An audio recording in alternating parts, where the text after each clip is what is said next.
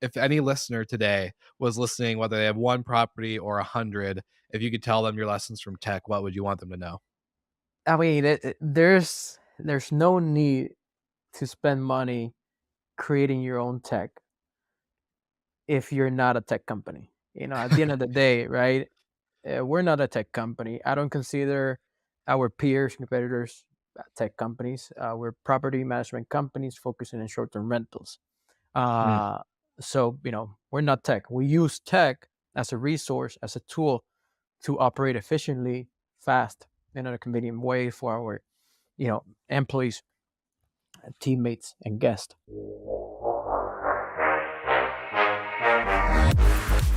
You're listening to Slick Talk, the hospitality podcast, a podcast for those who are in and around the hospitality industry who love, live, and breathe what they do.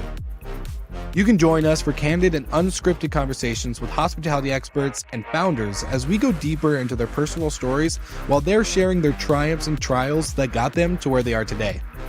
I'm your host, Will Slickers, and you're listening to an episode of Slick Talk, the hospitality podcast. Now, let's begin.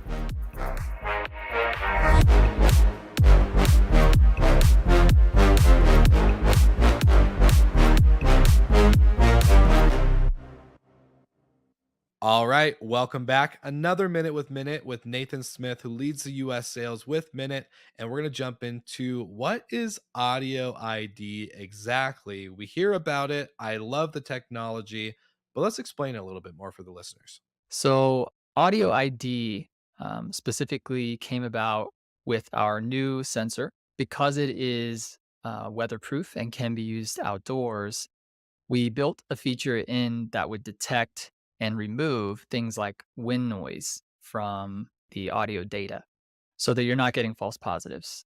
Because obviously, we want you to know when there's an actual party issue or loud noise in general that pertains to your guests. So we use machine learning to allow the sensor to know when something is wind or some other form of noise. And this is something that we will continually be improving and expanding upon over time. So if you do have false positives, let us know.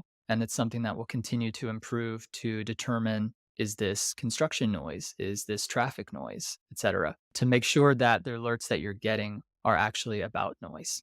I love it. You heard it here first, folks. A Minute with Minute, and now back to the episode. All right, everybody, welcome back to another episode of Slick Talk, the hospitality podcast. And I couldn't be more excited because I have the one and only Juan Miguel, who is the CEO and founder of Otium Rentals based in Puerto Rico. So we do a lot of guests that are in the States, but not Puerto Rico. So it's a rare occasion to go beyond the US. So Juan Miguel, my friend, how are you doing today? And welcome to the podcast. I'm doing very fine. Thank you for the invitation, for the kind words. Long time listener every week, so it's kind of like pretty happy, pretty excited to be on the other side today. Yeah, get you on the other side of the microphone or the headphones, however we want to phrase it, maybe. Yeah, Both, yeah. Maybe we have a microphone this time. I'm always listening. So yeah, yeah. Instead, it's now a two-way conversation than a one-way. I love it. yeah. Well, my friend, I find your story pretty fascinating. So I want you to kind of introduce us to your background and how you got into short-term rentals, because I think you have a unique trajectory from working. I think from what I saw, you worked with Delta, Virgin, and of course, a bunch of other kind of travel companies, but then working up to now having your own short-term rental management company, which is really impressive. And we'll dive into your story with it. But kind of give us a background on how this all kind of blossomed into where you are today.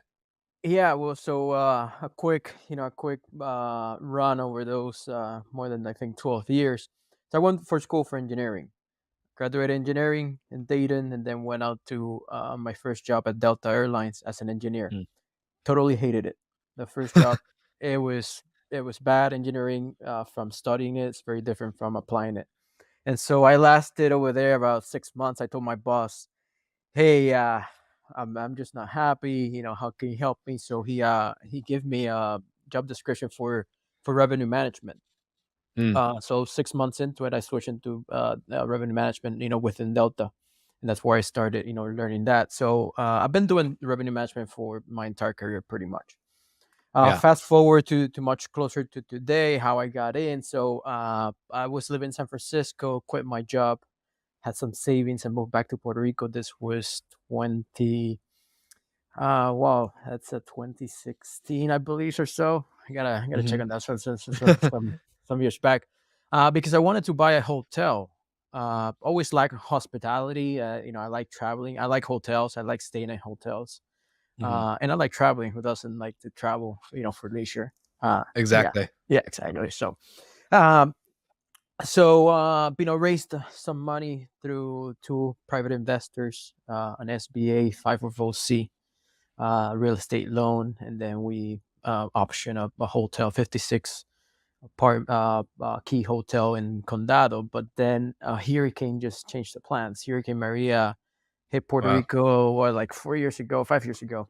Can't remember. And that completely changed the trajectory of everything. After that, we were about to close 30 days when the hurricane hit. When the hurricane hit, we needed to raise about $1 million for the extra capital that we needed for this first year because of increased energy costs with gasoline for the power generators and stuff. So, investors were not going to put any more money, and that was it.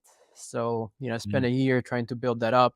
It did not work out. I was without a job, without much money, because I, drained my savings Yeah. through that year that was attempting that. So, after Maria, we left. We left.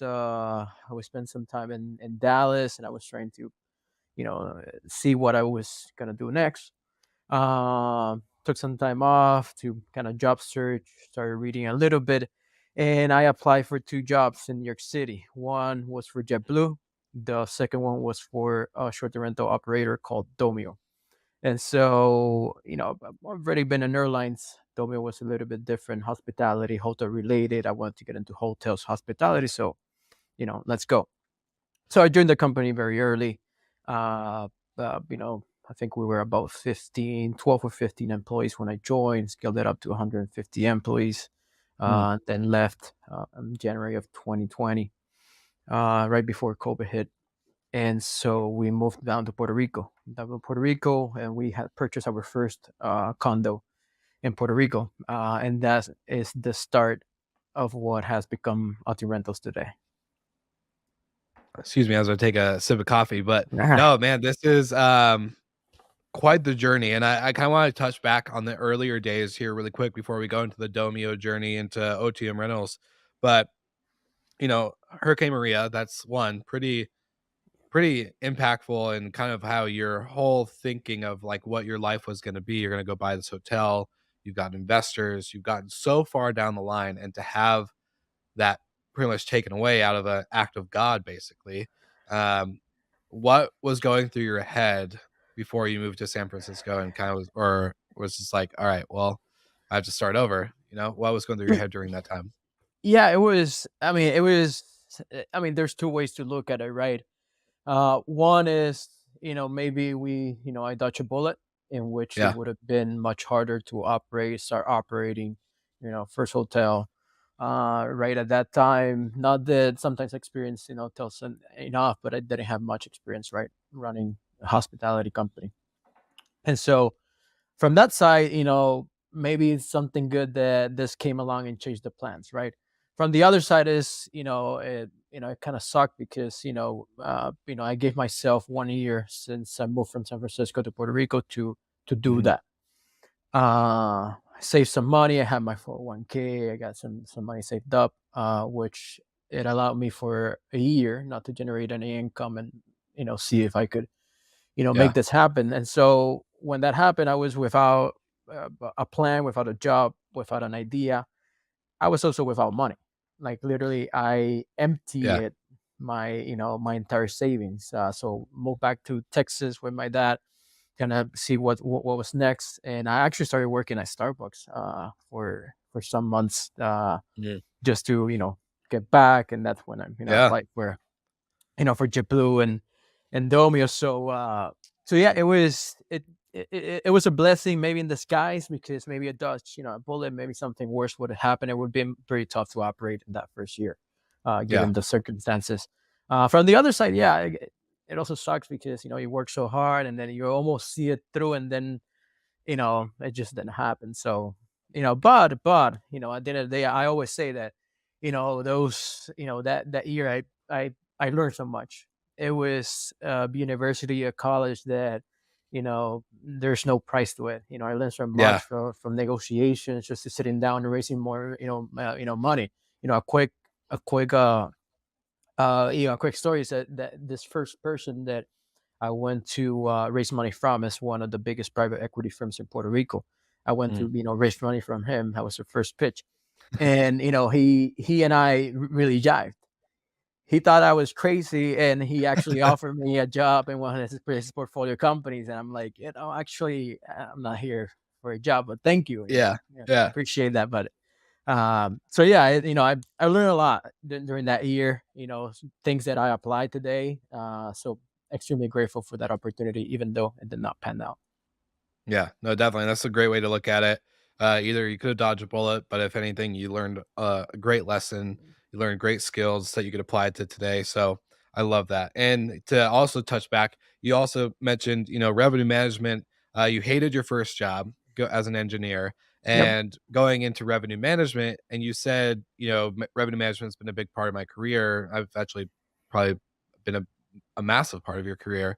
Kind of walk me through that. I'm curious to know just your take, maybe a question to kind of form a starting point for the conversation of, your experience of revenue management with flights going from Delta to then Virgin and other brands in the airline space to now doing revenue management from, what you guys have built in your portfolio. What are some differences or similarities maybe that you did or did not expect? Well, I mean, it is completely different, right? Uh, to start, for example, the first 2 weeks at Delta in revenue management, you go to training and they show you, the algorithm and pretty much everything. And this Yeah. is way beyond my pay grade, my intelligence level. This is another ball game. They got PhDs and really smart Wow. people doing all this stuff. Those first 2 weeks when you learn all the stuff, which you learn it just to see what happens in the background because you don't apply anything on this. I left the office with a headache every single day because it was Wow. way too many numbers, there were too many formulas and algorithms left and right. It's like, I mean, what it is for? But it set up the foundation to kind of learn revenue management. Why? Because airlines created revenue management back in the Yeah. 1970s. Yeah. American Airline, after the Deregulation Act, they created basically, revenue management. And if you work for American, United, or Delta, those three big airline companies, I mean, it's the perfect revenue management college. Mm. It's very different to short-term rentals. Why? Because in theory, right, as you get closer to the day of departure in airlines, the price goes up. Mm. Unfortunately, in vacation rentals, the price tends to go down. And so it makes it, a little more challenging to pay attention to your lead time and other metrics to make sure that, you don't have inventory, last minute that you're, discounting. So it has some similarities. It has some definitely, differences, right? An airplane seat, it's an airplane seat. 4A is the Mhm. same as 5B. And so and short-term rentals is very different, right? You got property with a beach, with a pool. You got a apartment without a beach, without a pool, parking. So you need to understand those things because those influence, revenue and pricing. So it is the core application. Yeah, it's very similar, but then they diverge very greatly into how they behave, and then what type of details you need to pay attention to make sure that you're, maximizing your revenue accordingly. Yeah, definitely. And for revenue management on the airline piece, I'm kind of curious because you make a really good point on, a seat is a seat. You're really not changing outside of the destination if you can change that, but you take the same plane, point it in a different direction, you're still buying 4A or 4B or whatever the seat number is, right? Um, why is it such a unique thing for them to want to increase the price for that same seat as it gets closer to your day of departure than it would be the discount versus like a short-term rental? That to me makes no sense. Supply.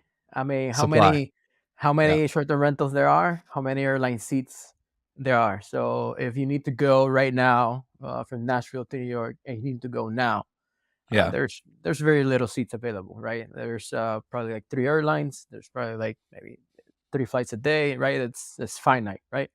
And Mhm. sometimes when you gotta go on a plane, you gotta go.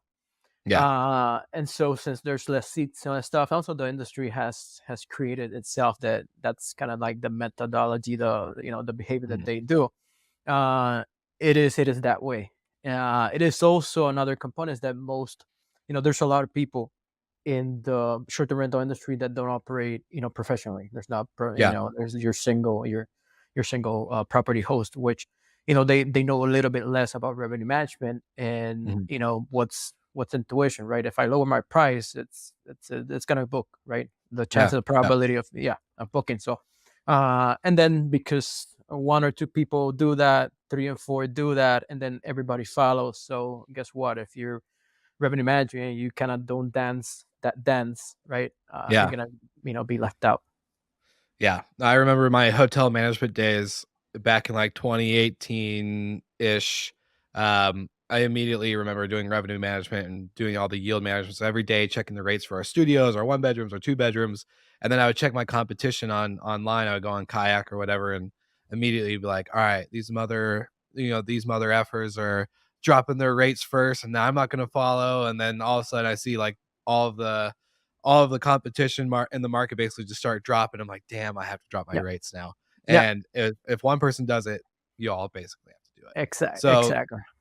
I want to follow you up a question here.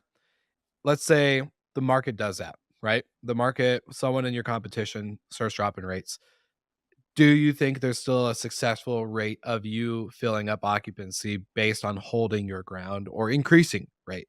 Do you think it's that, or do you think just human behavior and human instincts are like, nope, I'm going with the cheaper options first, and the cheaper options are going to be, what I book? Yeah, I mean, it really depends, right? And what makes revenue management in the vacation rental industry is much different because, for example, if we no properties are created equal. If we were to have a property that has a pool and has beach access, Hmm. I'm definitely gonna hold up. Definitely gonna hold up because how many of that property with those amenities there are, right? If it's a regular Yeah, apartment, more of in the city and the city center stuff, then probably it's not, doesn't have that many amenities that would let you command a higher price, a higher premium, or just yeah, hold, right? So yeah, those are the kind of things that you got to balance, right? What properties offer what versus the other, and then see your competition around. One of our the buildings that we operate, we got 3 units, hmm, and for example, that's the only building in Puerto Rico short-term rental friendly that has beach access. That's the only one, and we know that there's about 100 and something 200 short-term rentals in that building. mm, So, we see the market, we see how it's going, and if we have availability for that unit, for one of those, 3 units in there, and we know that the pool, the beach is the amenities that people look for, we're most yeah, likely going to hold, right? If it's a studio a couple of streets back, probably not hold. Probably would yeah, sacrifice a little rate. At the end of the day, it's RevPAR what really matters, right? It's not ADR, yeah, it's not occupancy, it's yeah, RevPAR. Yep. yeah. Yeah, I love that. Just I like geeking out about revenue management stuff, so to get your take is always great. Um, I want to go back into your story before we jump into Otium rentals and kind of the foundation that you guys have built and created post Domio. So let's talk about the Domio days. Um, I find this story interesting, and that we all know the how this story plays out through COVID. Domio, Lyric, Stay Alfred, many of those companies no longer here today.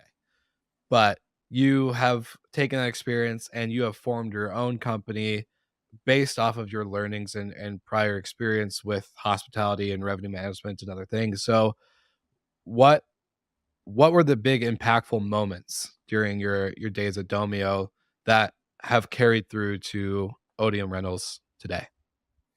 Definitely. I mean, super, extremely grateful for those 3 years at Domio.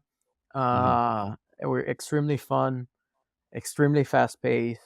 I was, blessed enough that I got really early, so I was able to see like something really tiny Mhm. grow very rapidly. Um, I saw things that were done properly, and also learned things like all companies are human beings. We make mistakes and Yeah. so forth. So, it was a great time in the industry. It still is.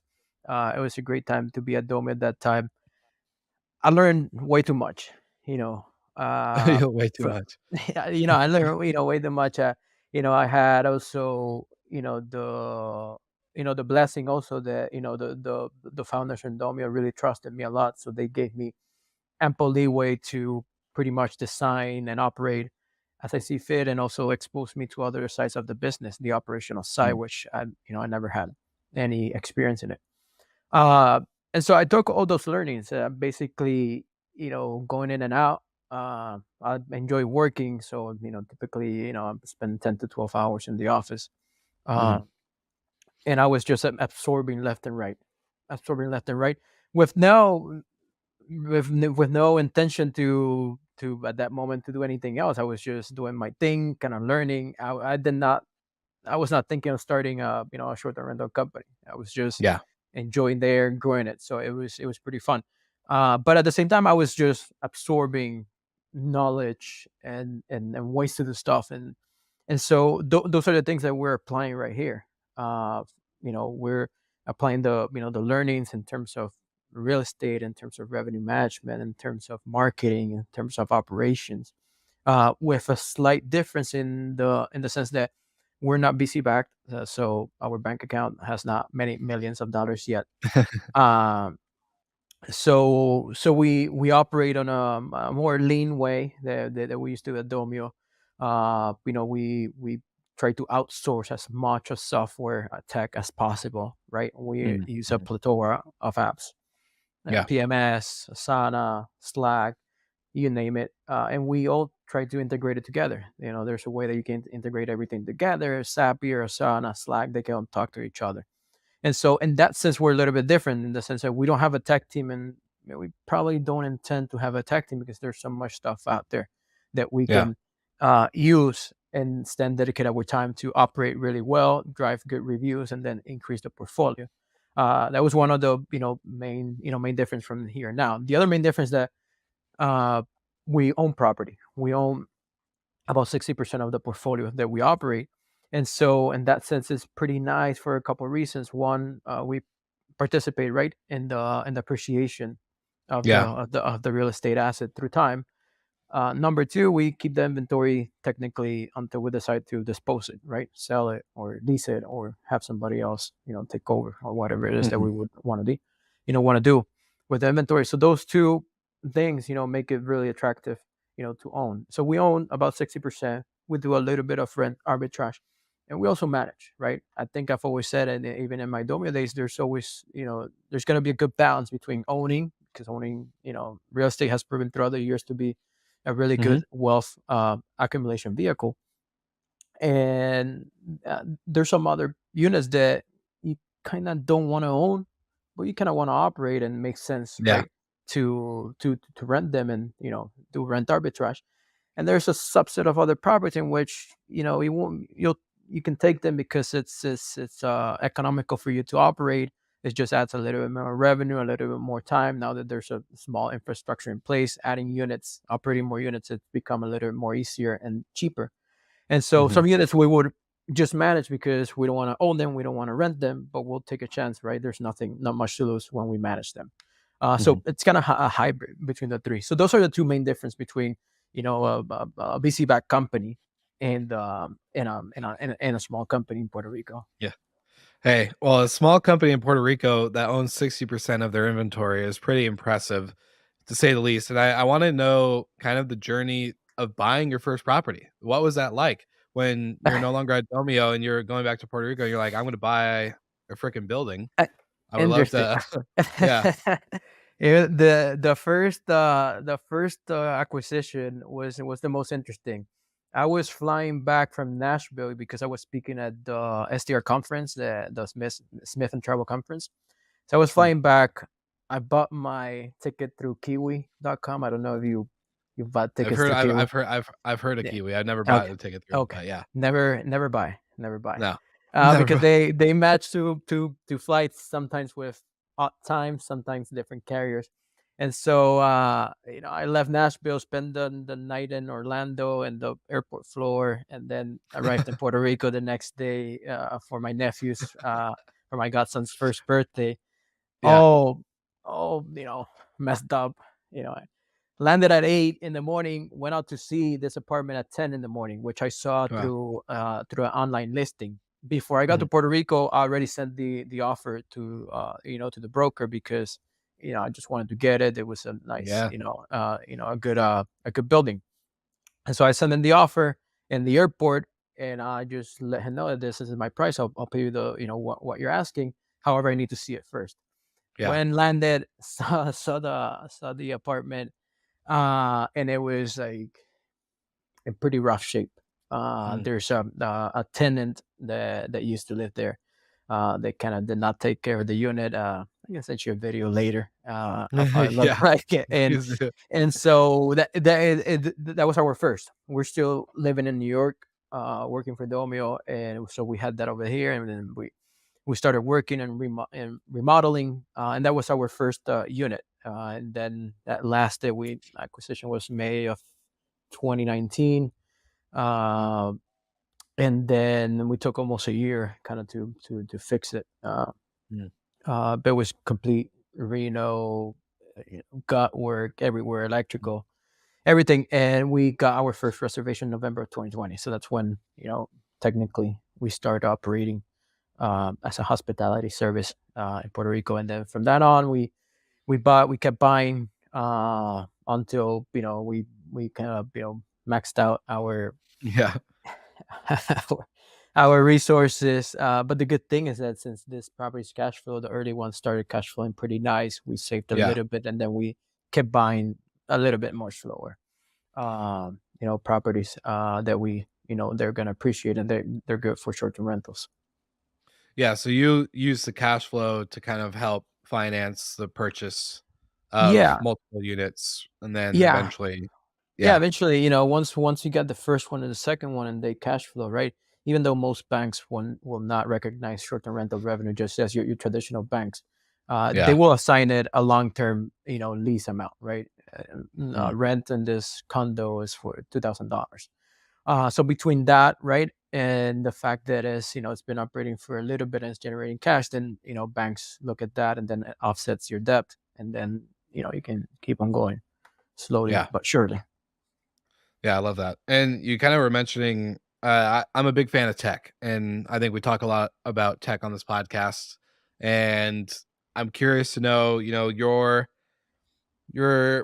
lessons around tech from Domio to now being lean and really trying to, you know, make sure you're not getting the fanciest toys, but you're connecting proper like software, like your property management software to Asana and Zapier and getting creative and using this to all function as one. What's your if any listener today was listening, whether they have one property or 100, if you could tell them your lessons from tech, what would you want them to know? I mean, there's no need to spend money creating your own tech if you're not a tech company. At the end of the day, right? We're not a tech company. I don't consider our peers, competitors, tech companies. We're property management companies focusing on short-term rentals. Mm. Uh, so we're not tech. We use tech as a resource, as a tool to operate efficiently, fast, and in a convenient way for our employees, teammates, and guests.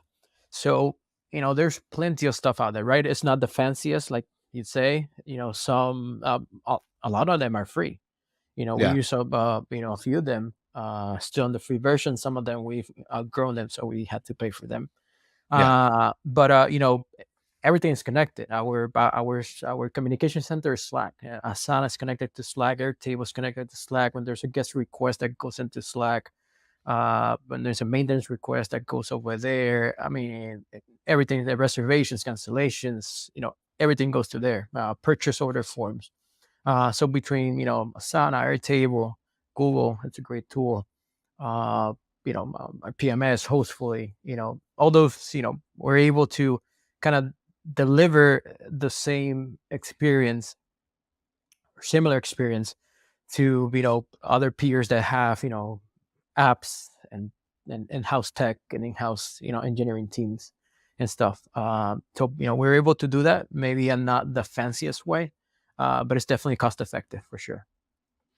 Well, cost effective, and it sounds like it's pretty streamlined. So if anything happens, anyone in your team just has to go on Slack and they can see it within a dedicated channel or something. Like Pretty it much. doesn't sound like there's a lot of manual No, no, manpower. no. I mean, we got our hospitality team, which takes care of communications whenever there's a guest request that goes into Asana, and from Asana it just flies by itself. Mm, Flows into Slack. Obviously, if a picture is uploaded, and then we go in, kind of report, take pictures, it's completed. Next, then we can move in. We do that for maintenance. We do that for guest request, and we wow. still use the Asana free version, Oh for wow, that. Yeah, impressive. yeah, That's we're still holding there. anyone that's on a don't listen to And this part right don't, here. don't, don't. It's a great product. It's a great product, and I know we'll pay for it someday. But so far, it's okay on the free version. I love it. I was like, man, I gotta learn how you're still on the free version. I have a team of like 5 for our podcast network, and I have to pay for every damn seat. I'm like, ah, I love it. But no, it's great. I think it's nice just because, and you and I talked about this yesterday on our pre-chat going into, not that VC backed companies are bad. We've had plenty of founders who have raised capital on this show. I'm about to raise capital, not from maybe VCs, but still raising capital. And sometimes I think we could over glorify fundraising, especially in our industry, that X, Y, and Z company raise 25 million or whatever the amount is, right? And we can glorify that, but just because it's venture backed doesn't mean it's one, recession proof, COVID proof. We're still sustained or still exposed to any event in the world, just like everybody else. Yep. And so to hear your story and saying like you can have one, you could buy properties and have a great mix of arbitrage ownership and co-hosting or management, but not that you need the money from a VC to kind of help accelerate your company. So I would love for you to share maybe some insight just with your guys' business on, your inventory, your growth trajectory, and how you guys are planning on, scaling within your means and still remaining sustainable and profitable and all the things we've talked about before. Yeah, I mean, raising money. I'm with you. It's not bad. What's bad maybe is the comfort that it brings having a few million Yeah. dollars in the bank account, right? It's different if having 100K in the bank account versus having $10 million. Obviously, the Yeah. runway is different. You're more flexible, right? Uh, which is nice, right? It's nice to have that flexibility and be able to do a lot of Yeah. stuff. But at the same token, right? If you're trying to grow a business that makes a profit at the end of the day, that's not just throwing money or creating an app or just creating it just to say that Yeah. that we have an app. Uh, if there's no need to do that, then why spend the money? Right there, we Yeah. could raise some money and have $10 million in the bank account, and probably I will not build a guest app. I mean, Yeah. because how many people are going to use it? Uh, yeah, so probably won't. How we've been growing, cent by cent. We literally watch how every single cent Mm, that goes out, and we need to make sure how that cent plus one is going to come back. And so, everything that we do, we just sit down and excel it and model it and see where our resources are. See the payback period, not only the payback period, but then that payback period, how much and how long is it going to take to mm. kind of build the next nest egg to kind of jump to that next property, Yeah. which is also difficult because not having all the resources at the same time. Then it's when a property does you know knocks on your door, it's like, oh, Yeah. hey, you gotta move some stuff around and see what you want to do.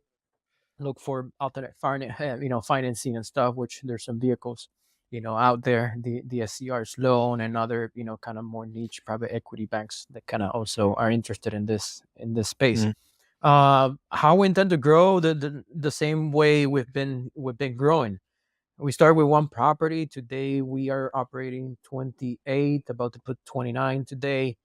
We have another 23 properties that we're fixing, right mm. now, individual properties that we're fixing. And hopefully they will come in the next, 60 to 90 days. Uh, and to be really honest, we've been fortunate in the sense that we don't market ourselves. We don't market to owners. Hmm. We, we don't acquire owners. Uh, the owners that have come to us have been either from word of mouth or friends of friends. Mm. And that's been done intentionally because we've been blessed that we've always had work and new properties, and people knock on your door and say, hey, get this opportunity, can you help me? Yeah. So we have not done anything, which is wrong. Also, it's wrong. You need to. If it's naturally coming in, I don't think that's wrong. I think, Well, there will be a day where you'll probably need some outbound yeah, marketing, but yeah, hey, if it's naturally coming in, exactly, let that yeah. train ride. Let that train ride. Exactly. So we're Yeah. we're doing just that. Also, we've done it intentionally because we want to make sure that we lay the foundations really well. It makes 100%. no sense for us to now get 100 properties and we'll be just scrambling, right? Yeah. So because this has been designed for the long run, right? We want this to, you know, I don't know the future we're living today, just April 11th. That's what only Mm. matters. But we try to design this for to Yeah. last, and so but by that we need to have the foundations properly, have our operations really sync, have a great team, which our team it's full of rock stars. Uh, you need a good team, you need good operations. Between those two, then all the other things kind of fall into, the marketing falls, or revenue management falls. New properties will come in. So those foundations are extremely key, extremely key. If you have those really set up, and that's what we've been working the past few years, we want to make sure that we can handle 100, 200, Mhm. 5,000 properties at the end of the day. We got intentions in moving beyond Puerto Rico, moving to the Dominican Republic, Panama, going back to the States where we used to own property and did short-term rental as well. So we're trying to, you know, design it as best as we can so that we can, okay, now let's just grow a little bit Yeah. quicker. Yeah, I love that. And I got 2 questions for you kind of following up on this. One, what's the Puerto Rico market like for short-term rentals? Is there a lot of competition, or is the market, and maybe you don't want people to know this, but is the market ripe for this type of accommodation and lodging for travelers? So, we moved to Puerto Rico for two reasons. One, we're from Puerto Rico, right? Number Yeah. one, and actually three. We're from Puerto Rico. The weather is quite nice, Yes. year round, and you get beaches and stuff, so it's really nice. Uh, but then Well, don't third, tell me about beaches right now, because I might book a ticket, just fly out there and just say, "Screw it, uh, I'm going. I'm leaving. I'm it's leaving Denver." it's like 90 degrees right now. It's like, why am I sitting on the desk? But this is life today. But yeah, we moved out to Puerto Rico. We're obviously from Puerto Rico. The weather and beach, fantastic. We're from here, but then Puerto Rico, for the last ten years, has averaged about 15,000 hotel rooms. Hmm. So the hotel inventory has been pretty flat Yeah. throughout those years. Come in short-term rentals, which there's always been, but obviously Airbnb kind of Yeah. popularized it, right? There's always been, short-term rentals. We moved back because we saw the opportunity in this niche. At the same time, Puerto Rico was creating a DMO, destination marketing organization, Mhm. and they were, assigning public funds to that private entity to make sure that they can market Puerto Rico. So Yeah. that's a good thing to have because they can do Mhm. the market for you. They want to make, they're gonna bring those planes full. So between that and some real estate opportunities that we saw, it's like, we got a little bit of help with the marketing. Puerto Rico, who wouldn't want to go to Puerto Rico for a weekend Yeah. and spend it on the beach? There's, good prices. At that time, prices have, appraised a lot. So we went down. Now, competition has, skyrocketed. After Mhm. COVID, if you see the graph for active listings in the San Juan area, it's just a climb up. Like, Mm. there's no slowdown, which is fine, right? It makes it a little bit harder revenue wise, because Yeah. there's more supply and demand. We all know that what happens to prices. But it's good for the entire industry. The bigger the industry, the better it is for all of us, right? Yeah. Obviously, we have the hotel lobby and all the same stories that you see in every corner around the world. That's affordable housing, etc. The same thing is happening over here. Is it a good market? It's a great market.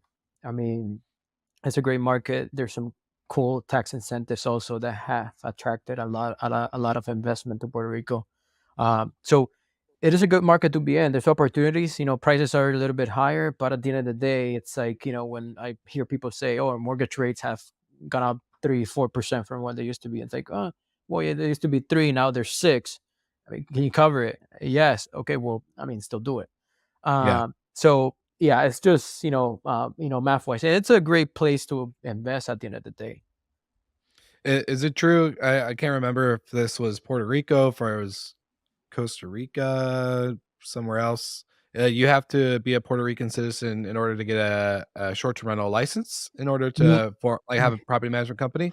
No, no, Okay, there's no restrictions into who can have property management, vacation rentals or gotcha, investment properties. There's no limitation to who can manage short-term rentals or property. gotcha. So is regulations becoming a more of a thing now with the market booming, or do you guys see regulations still kind of Yeah. being a little bit behind? No, well, there's some bills in the assembly here in the local assembly. There's some bills to regulate them. We're Yeah, more than happy to get us regulated, right? yeah, Right now, you're gonna make sure you pay your 7% room tax, what gets charged to the guests. You just pass it through, and then just say your tax returns every month yeah, for the and so basic stuff. There's some chit chat about having more restrictions and to having regulated at the state level, which is fine. I think it's just adds yeah, professionally and credibility to the space. So yeah, we're yeah. more than welcome for more regulation as long as it is that makes sense, right? Not you know Yeah, it's not yeah, something completely crazy, which a yeah, lot of governments will try to do. yeah. Um, yeah, without understanding what the actual industry does, but, no, it's really good, and so I have 2 last questions for you. One, when you hear the phrase or the term "sustainable business," what does that mean to you? And then one thing we've been doing on the show, I don't know if you've been listening to any of the episodes, this year, but we ask a guest prior to recording with the current guest to ask a question without telling them who you are, and so I have a question from the previous guest before you to ask in a little Okay, bit. So nice. I would love to know though for you, just a sustainable business, what does that mean to you and how do you apply it? It is. I don't know if I should say frugal. But I'll add that word. We're frugal. I mean, if there's something that we'll need, we'll get it. It doesn't matter how much it will cost, given the parameters, right? Mhm. Uh, but it is, building a sustainable business. Just it's like doing exercise. It's like keeping your body healthy, eating the Yeah. right stuff, and doing your exercise so you can last. If you want to do it for 10, 20, 30, 50 years, you want to sell it someday. The same with your body, right? If you intend to live Mhm. for 100 years, make sure you eat well and exercise and meditate and all that stuff. Mm. So, uh, so yeah, I mean, it's about being frugal and not get overextended. Don't get too fancy or too aggressive, and just live day by day, just thinking there's a tomorrow, but make sure that each decision that you take, there's some thought behind it, right? Mm. That you're taking that decision for the long term. There's processes in here that I was talking to one of our teammates yesterday, that we're trying to design a process. We could go the fastest way and do it this way, or take a little more time and see how we could do it a different way, because whenever there's double the inventory, etc., then it'll become a problem. So Mhm. every step, every processes that we think or design, it's been designed to, like, hey, is this going to facilitate us when we are much bigger? Is it going to pose Yeah. a problem? So it's a part of being sustainable. And the cool part of building a sustainable business, that I think you learn a lot as well, Yeah. because there's some decisions that you need to take and make, and things that you need to delay in order to make sure that you're gonna see it through, especially in the growing phase, because right at the beginning, when you get a property, you're sinking money into that property left and right. I mean, Yeah. every single property, it's 100K at least between down payment and fixing and furniture, and 150K, and that's a lot of money. Yeah. Uh, and so since we don't have millions, we got to make sure that those instances that we put that money into work, that we're you know putting it to work for the long term. Yeah. No, I love that. That's such a great I love the analogy of exercise, eating healthy, meditating. It's the same thing. It's practice, takes work. It's not just something you Yep. can like, oh, we have a sustainable business because Yeah. we thought it, it's yeah, it's you're practicing and living it out. I love that. All right. So the question from our last guest, which was Josiah McKenzie, who has hoteloperations.com. It's a great resource for hoteliers and even short-term rental operators. But his question to you, without knowing I was going to interview you, he just thought of this question without knowing. His question goes, what's giving you life? What has made you laugh recently that fulfills your day to day? Just make me laugh. Well, uh, sometimes I pinch myself, right? Mhm. I maybe I dreamt, it was a dream of mine. I've been in this situation, 5, 6, 10 years ago. I've always, since I was a Mhm. little kid, right? Yeah. Uh, I've always thought, because my parents have always been business owners. I've Mhm. always seen that, so that's kind of how I'm wired. So I've always said, man, I gotta be like my mom and dad, running their own Yeah. show and stuff. And so, you know, what makes me laugh is just sometimes just thinking about those times when, oh, when is it gonna happen, or how, or when. It's like, and now that we're here, it's like, oh, it's real. At the same token, there's 50% that I already knew, 50% that I did not know. That's like, whoa, this roller Yeah. coaster up and down, like, the work, the emotions. It's like, what are you gonna do? Suddenly you're responsible for a team. You get a little bit of payroll and stuff. And Yeah. so it's like, whoa, it is for real. And that makes me laugh at the end of the day. It brings me a smile, because it's from something. I'm a big fan of working every single day, doing all the tasks and going and keep getting better, all to that's the result of getting today. So you Yeah. know that brings me joy. And also I try to meditate pretty much every day, every morning. That comes from my dad. And that brings me joy as well, because I got a long list of things that I need to do day in, Mm. day out. That 24 hours Yeah. is not enough time. And Yeah. so sometimes, like, I'm a human being, this is flesh right here. Yeah. Sometimes it is too much. Sometimes it is too much, and it could get out of control. So I like to meditate in the morning, because it kind of like, I wake up and I'm a very hyper person. Yeah. I wake up at 6 and I just go. I don't spend any time in bed. My girlfriend, just hates that. It's like, hey, how can you stay for a single day? It's like, I open my eyes and I go. Yeah. So I sit down in my car and I meditate, so I can just bring myself down, and then, okay, let's go on. And that brings me joy as well. It brings me a big smile. Suddenly yeah, things change. And it's something that I try to do every day, to bring joy, to bring that laugh, to make sure that all this becomes manageable.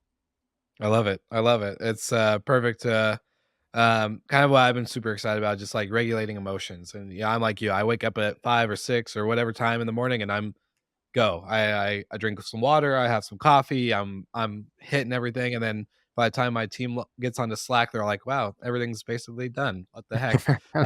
But not basically done. There's still a lot to do. But yeah, I'm very much like you. So I love that. Just kind of like regulating yourself in the morning, starting off on a really good foot is really good. Um, so without knowing who's going to be the guest after you, what's the question you would want to ask them and hear their answer on? Woof. I was trying to think about that. uh It could be anything. It doesn't have to be business. It could be personal. It could be all the above. Whew. Tough question to create a question.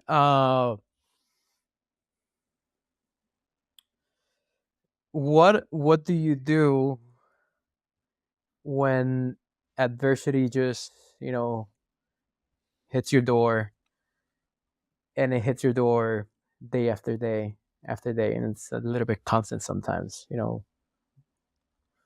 What do you do? What do you do when adversity hits your door? I like it. Yeah, I like it. That's a great question. Well, you'll have to tune into the next episode after I yours will. in order to hear the answer. But Juan Miguel, it has been so good to chat with you and to hear your story and to kind of maybe take a little peek under the hood of what you've been building. I've been a fan of yours as well. I've heard of Otium Rentals, I think maybe a year and a half or 2 years ago almost. So probably when you guys were pretty new and fresh, but just really love hearing your story and how you're building this and how you're approaching the industry and the practice of short-term rentals and hospitality in your business. So I just want to say thank you for being a guest on the show. If any listener wants to find more information out about you, where do they go? OtiumRentals.com website. It's the best way to contact us through there. You got social media channels in there, but yeah, best way, the website, OtiumRentals.com. I love it. I love it. Well, we'll make sure everything is included in the show notes, just like we always do. But if you're a listener or a watcher, viewer of the live recording, then thank you so much for tuning in. Make sure you like and subscribe everything Juan Miguel and Otium Rentals and what they're doing in Puerto Rico as they continue to grow and expand and lead the way as an example of what to do as a short-term rental operator in our industry. So, Juan Miguel, thank you again so much, my friend, and we Thank will you. talk again soon. Take care, Will. Thank you so much for listening, and thank you to our show partners for making Slick Talk, the hospitality podcast, possible. We hope you enjoyed the show, and we would love to connect with you outside of the podcast. So you can follow us on all of our social media channels for daily hospitality content, or find us on slicktalkthepodcast.com. And don't forget to rate, review, and subscribe so you never miss an episode. I'm your host, Will Slickers, and we will see you guys all again next week.